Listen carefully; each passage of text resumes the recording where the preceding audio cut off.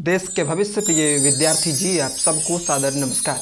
आशा करता हूं कि आप लोग मंगल में होंगे और आप लोग अपने आज का सही ढंग से खर्च कर रहे होंगे, अर्थात समय का सदुपयोग कर रहे होंगे। क्योंकि समय का आज हम लोग यदि सदुपयोग करते हैं तो निश्चित रूप से हमारा कल जो है वो बेहतर होता है, हमारा कल स्वर्णिम होता है। आप लोगों का कल स्वर्णिम हो, आप लोग कल की तारीख में ऊंचे पद पर आसीन हो, आप लोग अपने माता पिता के जहाँ पर आपकी छवि है, माता पिता की छवि है, माता पिता का पहचान, माता पिता का कहीं ना कहीं ओहदा जहाँ पर आपका है, गुरु का ओहदा आपका जहाँ पर है, उससे भी आप लोग आगे जाएं। आप लोग विनम्र रहें, सफलता के सर्वोच्च सीढ़ी पर आसीन होने के बावजूद आपके अंदर मानवता का संचार रहे, आपके अंदर दूसरों के प्रति दया की भावना रहे।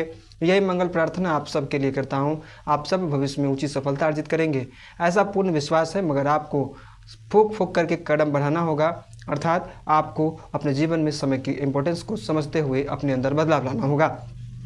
इन्हीं मंगल शुभकामनाओं के साथ एक बार पुनः हाजिर हूँ आपके बीच में 12वीं कक्षा के हिंदी संकाय के पद्य भाग से एक और अध्याय लेकर के। जिस अध्याय का नाम है छप्पय, जिसके रचनाकार हैं नाभादास, जिनका अनुमानतः जो जन्म जो है वो 1570 ईस्वी में हुआ और साहित्य जगत के एक ऐसे अनमोल सितारे जिनकी रचनाओं में अनमोल गूढ़ संदेश झलकता था और उनकी रचनाओं की प्रशंसा हेतु जितने शब्द कहे जाए शायद वह बौने प्रतीत होंगे।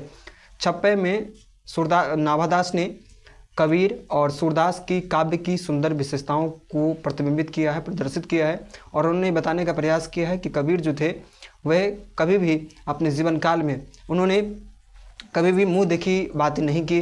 उन्होंने धर्म को विशेष महत्व न देकर के उन्होंने यह महत्व दिया कि भक्ति भावनाओं को विशेष महत्व दिया और उन्होंने कभी भी एक विशेष धर्म की बातें नहीं की, बल्कि उन्होंने सब धर्मों को आपस में मिलजुल करके रहने का संदेश दिया। वहीं पर सूरदास, जिनकी कविताओं में योग, व्रत और चमत्कार और चातुर्य देखने के लिए प्राप्त हुआ करता था, तो उसकी विशेषताओं को भी उन्होंने प्रदर्शित किया है। साथ ही साथ सूरदास की कविताओं में किस प्रकार की लय हुआ करती थी, किस प्रकार का तुक हुआ करता था, इस बात का भी विशेष उन्होंने प्रदर्शन इस कविता में किया है, इस छप्पय में। अब इस पाठ से मैं उन प्रश्नों का प्रथमतः जिक्र करूंगा जो प्रश्न 2013 से लेकर के 2024 तक के अंतराल में पूछे जा चुके हैं।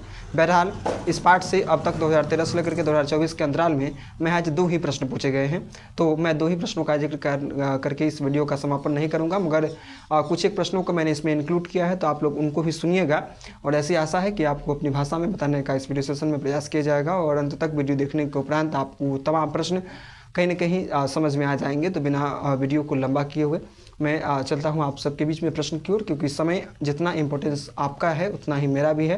दुनिया में हर एक चीज़ों में सबसे मूल्यवान यदि कोई चीज़ है तो वो टाइम है, जो कि टाइम दोबारा नहीं मिलता है हम लोगों को, एक बार मिलता है तो हमें उसका सदुपयोग करना चाहिए।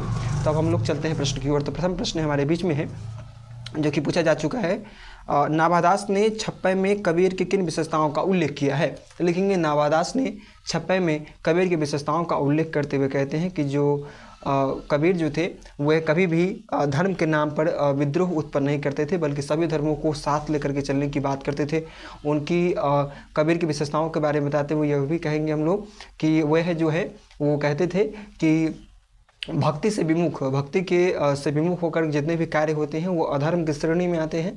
तो हमें भक्ति भावना को सदैव उन्होंने भक्ति भावना को आगे बढ़ करके निभाने का प्रयास किया। उन्होंने कहा कि हमें भक्ति भावना करना चाहिए और योग और तप और व्रत के बिना जो भक्ति जो है वह क्या है तो व्यर्थ है। तो हमें इन चीज़ों का विशेष ध्यान रखना चाहिए और उन्होंने कभी भी किसी एक धर्म के विद्रोह की बातें नहीं की, बल्कि उन्होंने सभी धर्मों की। तो कबीर की इन बातों को, इन विशेषताओं का उल्लेख नाभादास ने अपने छप्पय में किया है।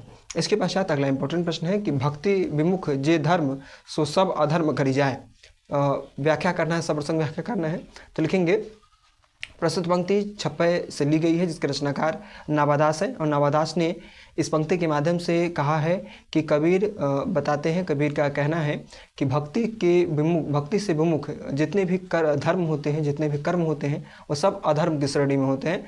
तो हम किसी भी कर्म को करते हैं तो भक्ति की भावना हमारे मन के अंदर होनी चाहिए। हमारे अंदर किसी प्रकार की कुटिलता, दूसरों के हक को हनन करने की भावना हमारे अंदर नहीं होनी चाहिए। यदि ऐसी भावना है तो हम जो भी कर्म करते हैं वो सब अधर्म की श्रेणी में होता है।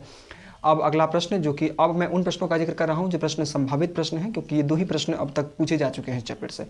तो अगला प्रश्न है कि मुख देखी नाही भनी का क्या अर्थ है, कबीर पर यह कैसे लागू होती है। तो लिखेंगे मुख देखी नाही भनी का अर्थ है कि मुख देख करके पता नहीं लगाया जा सकता है कि जो कौन हिंदू है कौन मुसलमान है, अथवा किसके अंदर कितने गुण हैं और कितने दोष हैं। और कबीर पर यह कथन इसलिए लागू होता है क्योंकि कबीर के अंदर का भक्ति भावना जो था वो अत्यंत ही मनोरम था, और वह कभी भी जाति के नाम पर विद्रोह नहीं उत्पन्न करते थे, और वो सदा सभी धर्मों को मिलजुल करके रहने का प्रयास करते थे, वो मिलजुल के रखने का प्रयास करते थे। इस प्रकार हम कह सकते हैं कि उनके जीवन पर यह कथन पूर्णतः सार्थक सिद्ध होती है।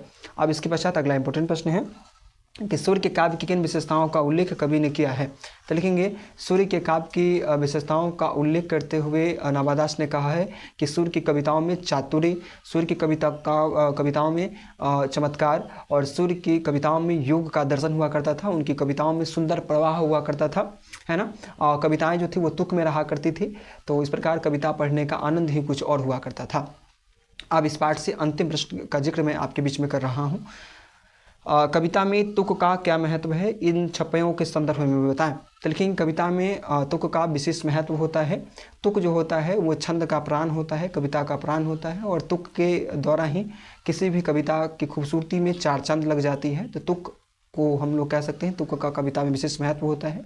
छपपे के आधार पर हम कह सकते हैं कि जो तुक का कविता में विशेष महत्व होता है, और तुक के बिना किसी भी कविता की गूंज शायद शून्य सी प्रतीत होती है। वहीं पर तुक का जब प्रयोग होता है कविताओं में तो कविताओं में चार चांद लग जाता है।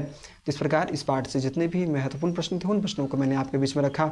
आप लोग मन से पढ़ते रहिए, और एक बात का ख्याल रखिए कि आपके लिए कोई शख्स जो है वो बड़ी कड़ी मेहनत कर रहा है, एक क्लासरूम में और एक क्लासरूम के बाहर, अर्थात बाहरी दुनिया में, मतलब आपके गार्जियन।